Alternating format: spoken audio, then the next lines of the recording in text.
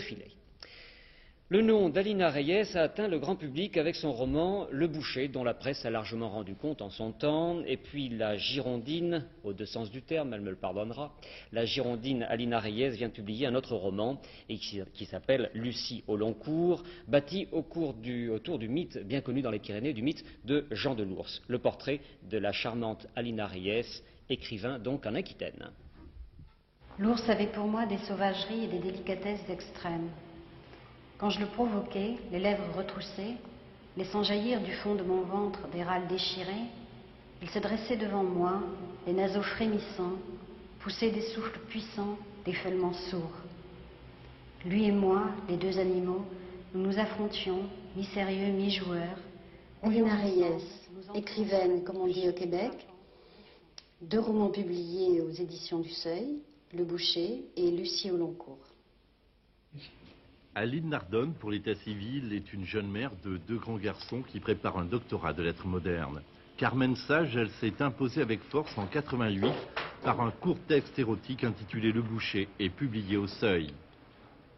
J'ai lu très peu de textes érotiques.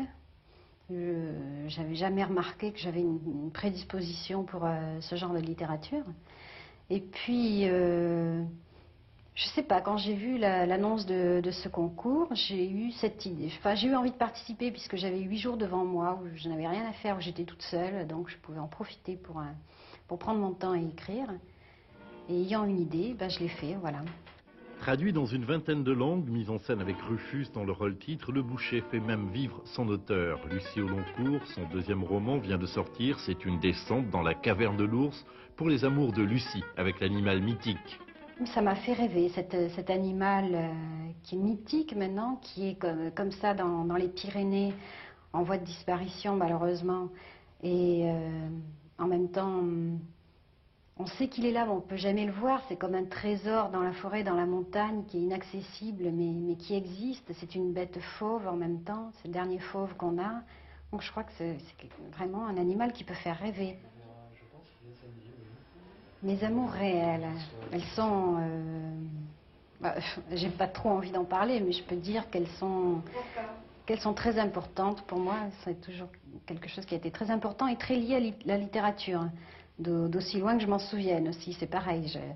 On trouve l'amour, ça se trouve dans la littérature et ça se trouvait aussi pour moi dans l'écriture, puisque j'écrivais mon journal quand j'étais adolescente et c'était toujours des histoires d'amour que j'écrivais là-dedans, bien sûr. Et des histoires d'amour, elle continue d'en écrire. Pour les besoins d'un film, celle un peu plus humaine d'un couple de 40 ans.